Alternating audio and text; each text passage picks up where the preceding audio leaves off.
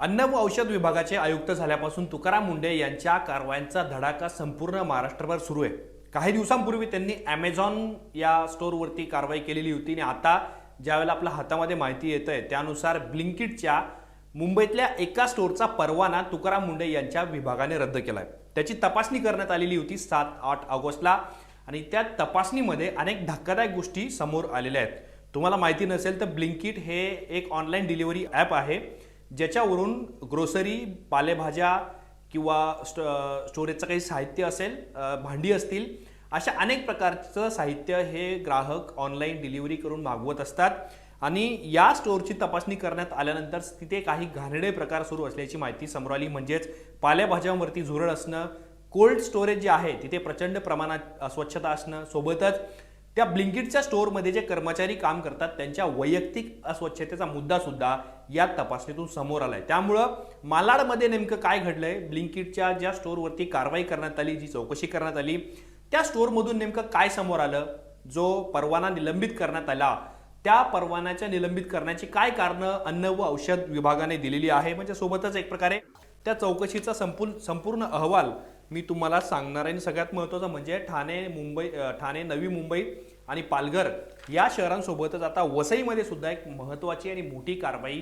ही FDA म्हणजेच अन्न व औषध विभागाने केलेली आहे। तिथे नेमकं काय काय आढळून आलेलं आहे तेच मी तुम्हाला या व्हिडिओच्या माध्यमातून सांगणार आहे। नमस्कार, मी या ठिकाणी मुंबई तकमध्ये तुम्हा सर्वांचं स्वागत आहे। तर सगळ्यात आधी ब्लिंकिटवरती काय कारवाई झाली आहे। मालाडमध्ये ब्लिंकिटचं एक स्टोअर आहे, MMR मध्ये मोठ्या प्रमाणात ऑनलाईन डिलिव्हरी ॲपचे स्टोरेज आहेत, तिथे सुद्धा आता FDAची नजर पडलेली आहे। मालाडमध्ये ब्लिंकिटवरती कारवाई करण्यात आली। तिथे म्हणजे ज्यावेळेला FDAचे अधिकारी पोहोचले तर त्यावेळेला त्यांना सगळ्यात आधी आढळलं म्हणजे जे स्टोरेज असतं, ज्या स्टोरेजमध्ये माल जो आहे पॅक केलेला असतो छोट्या छोट्या सॅशेसमध्ये आणि तो ऑर्डरनुसार ग्राहकांपर्यंत त्यांच्या घरी दरवाजापर्यंत पोहोचवण्यात येतो। तर जिथे स्टोरेज आहे, पालेभाज्या ठेवलेल्या होत्या, तिथे झुरळांचा प्रादुर्भाव असल्याचं तपासणीतून समोर आलं। म्हणजे कारवाई होण्याच्या आधी जी तपासणी झाली त्याच्यामध्ये काय काय आढळलं तर गोदामामध्ये अत्यंत अस्वच्छता होती, भाजीपाला आणि फळांच्या साठ्यावर मोठ्या प्रमाणात झुरळं आढळलेली होती आणि परिणामी अन्न दूषित होण्याचा गंभीर धोका संभवलेला होता।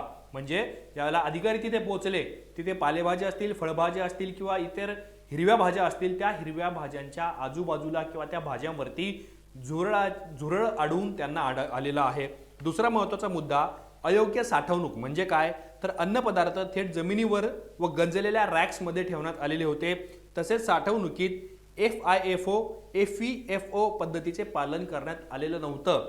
म्हणजे जे अन्नपदार्थ तुम्ही ग्राहकांना विकणार आहेत आणि ते धुवून किंवा प्रक्रिया करून म्हणजे शिजवून एक प्रकारे ग्राहक खाईल, ते अन्नपदार्थ ब्लिंकिटच्या स्टोअरमध्ये खाली ठेवण्यात आलेलं होतं, जमिनीवरती ठेवण्यात आलेलं होतं, ज्या रॅक्सवरती ठेवण्यात आलेलं होतं ते पूर्णतः गंजलेलं होतं, असं सुद्धा तपासणीतून समोर आलं। म्हणजे जी नियम घालून दिलेली आहेत त्या नियमांचं सुद्धा पालन या सगळ्या प्रक्रियेमध्ये करण्यात आलेलं नव्हतं। तिसरा महत्त्वाचा मुद्दा जो तपासणीतून समोर आला तो अपूर्ण कोल्ड स्टोरेज, म्हणजे कोल्ड स्टोरेजची स्वच्छता आणि देखभाल अत्यंत निकृष्ट दर्जाचं असल्याचं सुद्धा या तपासणीतून समोर आलेलं आहे।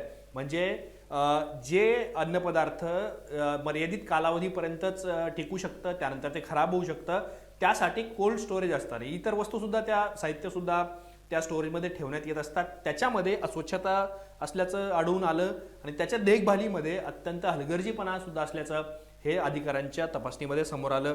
पुढचा महत्त्वाचा मुद्दा एक्सपायर झालेला माल म्हणजेच मुदत संपलेला साठा, मुदत बाह्य आणि छेडछाड झालेल्या पॅकेजिंगचा साठा तिथे विक्रीसाठी ठेवण्यात आलेला होता। ही अत्यंत गंभीर बाब आहे। म्हणजे ब्लिंकिट सारखी कंपनी जी अनेक स्टोरेजच्या माध्यमातून मुंबईमध्ये माल ग्राहकांपर्यंत पोहोचवते, ऑनलाईन पद्धतीने डोर टू डोर पोहोचवते, तिथे एक्सपायर झालेला माल विक्रीसाठी ठेवण्यात आल्याचं त्यांच्या स्टोअरमध्ये तपासणीतून समोर आलेलं आहे। आणि छेडछाड झालेल्या पॅकेजचा साठा म्हणजे एखादं पदार्थाचा साठा असेल तर तो पॅकबंद असतो, सीलबंद असतो किंवा त्याची पॅकेजिंग करण्यात आलेली असते, त्याच्यासोबत छेडछाड झाल्याचं हे अधिकाऱ्यांच्या तपासणीत समोर आलेलं आहे। पुढचा महत्त्वाचा मुद्दा काय आहे, कीटक आणि उंदीर नियंत्रणाचा अभाव, म्हणजे प्रभावी कीटक आणि उंदीर नियंत्रणासाठी कुठलीही उपाययोजना त्या स्टोरेजमध्ये करण्यात आलेली नव्हती, असा सुद्धा तपासणीतून समोर आलाय। इतर त्रुटी काय होत्या तर कचरा व्यवस्थापन, स्वच्छता, देखभाल तसेच अन्न हाताळणाऱ्या कर्मचाऱ्यांच्या आरोग्यविषयक नोंदीबाबत सुद्धा गंभीर त्रुटी किंवा गंभीर विषय त्याच्यामध्ये समोर आलेले आहेत। म्हणजे जे कर्मचारी अन्न पुरवतात अन्नाची देखभाल करतात, स्टोरेजचं काम बघतात आणि सोबतच जे डिलिव्हरी पार्टनर्स आहेत या सगळ्यांच्या वैद्यकीय अहवालाबाबत सुद्धा आता एफडीएने गंभीर पावलं उचलायला सुरुवात केलेली. म्हणजे तुम्ही ज्या ज्या ठिकाणी एफडीएने धाडी टाकलेल्या आहेत त्याच्यामध्ये हा मुद्दा तुम्हाला सातत्याने दिसेल की जे कर्मचारी या सगळ्या प्रक्रिया हाताळतात त्यांच्या वैयक्तिक आरोग्याबद्दल नेमकं काय घडतंय ह्याच्याबद्दल सुद्धा सजग अधिकारी असल्याचं पाहायला मिळतंय. ते तपासणीतून समोर येत आहे. आता मी तुम्हाला सांगितलं की ब्लिंकिटच्या त्या स्टोअरमध्ये काय काय आढळलंय, काय काय तपासणीतून समोर आलं, पण कारवाई काय झाली तर कारवाई त्या ब्लिंकिटच्या स्टोअरचा परवाना हा निलंबित करण्यात आलेला आहे. पुढच्या आदेशापर्यंत हा परवाना निलंबित करण्यात आलेला आहे. पण तोवर विक्री, वितरण व अन्न व्यवसाय सुरू ठेवण्यास पूर्णपणे मनाई करण्यात आलेली आहे. म्हणजे ब्लिंकिट मालाड म्हणजे मालाडमधलं जे स्टोअर आहे त्या स्टोअरने इथून पुढच्या आदेशापर्यंत कुठलाही अन्नपदार्थ किंवा कुठलंही साहित्य विक्री करण्यास तिथे एक प्रकारे मनाई करण्यात आली. आता मी तुम्हाला जे काही सांगितलं हे सगळं मालाडमध्ये घडलेलं आहे. त्यामुळं इतर ब्लिंकिटच्या स्टोअरच्या सुरक्षेबद्दल सुद्धा आता प्रश्नचिन्ह निर्माण होऊ शकतं. कारण ज्या पद्धतीने इथे गलथान कारभार ब्लिंकिटच्या स्टोअरमध्ये सुरू होता, ज्या गोष्टी चौकशीतून समोर येत आहेत त्यामुळं अन्य ब्लिंकिटचे स्टोअर सुद्धा तेवढे स्वच्छ आणि काय म्हणतो आपण सुरक्षित आहेत का असा सुद्धा सवाल आता निर्माण होऊ शकतोय. पण लक्ष्मीनारायण ब्रँडच्या ज्या स्टोरेज आहेत तिथे सुद्धा काजू कतली मी काही ठिकाणी अळ्या सापडलेल्या आहेत आणि अत्यंत घाणेरड्या पद्धतीने तिथे बनवलं जात होतं. त्यामुळे तिथेही तपासणी झाली आणि त्यांच्यावरती सुद्धा कारवाई करण्यात येते आहे. पालघर, ठाणे आणि नवी मुंबईमध्ये सुद्धा एका मागून एक धाडी या तुकाराम मुंढे यांच्या विभागाने म्हणजेच एफडीएने टाकायला सुरुवात केलेली आहे. लोकमतने एक बातमी दिलेली आहे त्यानुसार पालघर, ठाणे व नवी मुंबईत अन्न व औषध प्रशासनाने उल्हासनगर, वसई पूर्वेमध्ये विविध आस्थापनांची तपासणी करून पनीर, खाद्यतेल व मसाल्याचा साठा जप्त केला आहे, जो अत्यंत निकृष्ट दर्जाचा होता की त्याच्यामध्ये नियमांची पायमल्ली करून किंवा भेसळ मिक्स करून भेसळणूक करून हा सगळा साठा तयार करण्यात आलेला होता. उल्हासनगरमध्ये 34,650 रुपये किमतीचे 99 किलो लो फॅट पनीर, दुसऱ्या कारवाईत 18,560 किमतीचे 64 किलो लो फॅट पनीर जप्त करण्यात आलं. वसई पूर्व येथे निर्धारित मानकांनुसार नसलेले 48,960 रुपये किमतीचे 153 किलो पनीर जप्त करण्यात आलेले आहे. आणि या सगळ्या घटनांचा कळस तुम्हाला मला सांगायचा आहे तो मुंबईमध्ये 5 वर्षांपासून बनावट दुधाच्या पिशव्यांचा पुरवठा होतोय अशी सुद्धा बातमी लोकमतने दिली. ती सुद्धा बातमी माझ्याकडे आहे.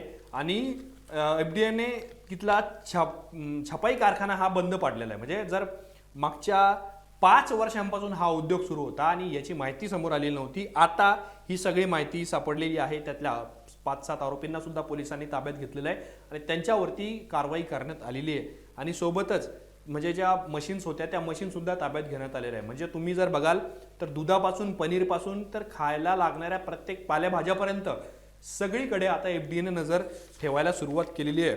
आणि ज्या ज्या आस्थापनांवरती किंवा दुकानांबद्दल, हॉटेल्सबद्दल, रेस्टॉरंटबद्दल, बार्सबद्दल ज्या ज्या तक्रारी एफडीएच्या समोर येत आहेत त्याच्याबद्दल कारवाई करायला सुरुवात झालेली आहे. आणि एवढंच नाही तर हे अन्न पदार्थांपुरतं नाही आहे, हे आता दारूची जी दुकानं आहेत त्या दुकानांमध्ये काही दारू किंवा मद्यामध्ये काही विषारी घटक असल्याचं सुद्धा समोर येत आहे. आणि त्यानुसार काही ब्रँडच्या दारूवरती सुद्धा अन्न व औषध प्रशासनाने बंदी घातलेली आहे. ते महाराष्ट्रामध्ये एक प्रकारे इथून आता विकता येणार नाही आहे. आणि सोबतच जे पनीरच्या सुद्धा ज्या क्वालिटीज आहेत त्याच्यावरती सुद्धा लक्ष ठेवलं जात आहे. म्हणजे जे दुधापासून न बनणारं जे पनीर आहे त्याच्यावरती सुद्धा 1 वर्षाची बंदी ही घालण्यात आलेली आहे. त्यामुळं एफडीएच्या ज्या ज्या कारवाया होतील त्याकडे आपलं लक्ष असणारच आहे. पण ब्लिंकिटवरती खास करून जे मुंबईमध्ये MMR मध्ये राहतात किंवा शहरी भागामध्ये राहतात महाराष्ट्राच्या, त्यांना माहिती असेल की ब्लिंकिटवरून अनेकदा ते खाद्यपदार्थ किंवा घरोपयोगी लागणारे अनेक साहित्य तिथून ते मागवत असतात. त्यामुळं मालाडमधला एक केंद्र किंवा ब्लिंकिटचा स्टोअर हे आता अन्न व औषध विभागाने बंद पाडलेलं आहे. त्यांच्यावर निलंबनाची कारवाई करण्यात आली आहे आणि व्यवसाय बंद करण्याची सुद्धा त्यांना नोटीस देण्यात आलेली आहे. त्यामुळं तुम्हाला या सगळ्या प्रकरणांबद्दल काय वाटतं, तुमची मतं आम्हाला कॉमेंट बॉक्समध्ये नक्की सांगा. या विषयासंदर्भात तुम्हाला अजून कुठले विषय हाताळावेत असं तुमचं म्हणणं आहे ते सुद्धा आम्हाला कॉमेंट बॉक्समध्ये नक्की सांगा. आणि असेच माहितीपूर्ण व्हिडिओ पाहण्यासाठी मुंबई तकच्या YouTube चॅनलला सबस्क्राईब करायला विसरू नका.